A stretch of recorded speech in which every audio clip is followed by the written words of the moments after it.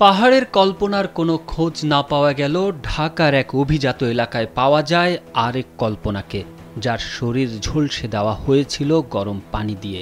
বর্বর নির্যাতনে উপড়ে ফেলা হয়েছিল একাধিক দাঁত। চুল সোজা করার যন্ত্র দিয়ে পুড়িয়ে দেওয়া হয় শরীরের বিভিন্ন অংশ।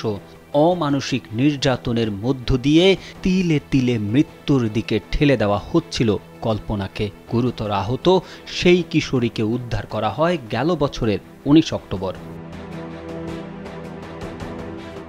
সারা শরীরের নির্যাতনের ক্ষত নিয়ে 13 বছরের বালিকা কল্পনাকে ভর্তি করা হয় ঢাকা মেডিকেলের প্লাস্টিক সার্জারি বিভাগে। প্লাস্টিক সার্জারি বিভাগে দীর্ঘ 3 মাসেরও বেশি সময় চিকিৎসা শেষে কল্পনাকে প্রথম দেখায় যে কেউই অবাক হবে। সারা মুখ ও শরীরের ক্ষত, মুখে দাঁত নেই, বিধ্বস্ত সেই কল্পনাকে এখন নতুন করে আবিষ্কার করতে হবে।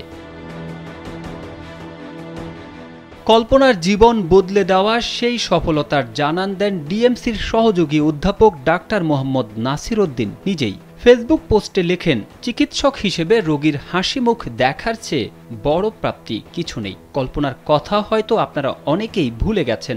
দীর্ঘ 3 মাস 10 দিন ঢাকা মেডিকেলের প্লাস্টিক সার্জারি বিভাগে চিকিৎসা শেষে ওর এখন বাড়ি যাওয়ার সময় হয়েছে। প্রায় মৃত্যুর মুখ থেকে ফিরে পুরোপুরি সুস্থ সে। গেল বছরের 19 অক্টোবর 71 টেলিভিশনের সাংবাদিক ইশতিয়াক ইমনের মাধ্যমে রাজধানীর বসুন্ধরা আবাসিক এলাকা থেকে কল্পনাকে উদ্ধার করে ভাটারা থানা পুলিশ।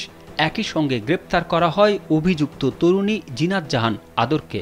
মৃত্যুর মুখ থেকে ফিরিয়ে এনে একটা মানুষকে সুস্থ করে তোলার অনুভূতি ব্যক্ত করতে গিয়ে 71 টেলিভিশনের সাংবাদিক ইশতিয়াক ইমন বলেন, একটা মানুষের এরকম একটা ভালনারেবল জায়গা থেকে বা এরকম একটা খুবই ক্রুশিয়াল জায়গা তার লাইফের যেখানে তৈরি হয়ে গেছে, সেখান থেকে একটা মানুষকে বাঁচানো অসম্ভব ভালো লাগার একটা জিনিস।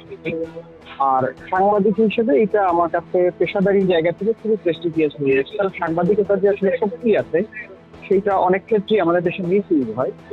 বাট ভালো কাজ করলে মানুষ ভালোভাবে গ্রহণ করা এবং ভালোভাবে এই কাজটাকে ব্যবহার করা বা সাংবাদিকতার শক্তিটাকে যে ব্যবহার করা যায় সেটার একটা নিজের আত্মতৃপ্তির জায়গা।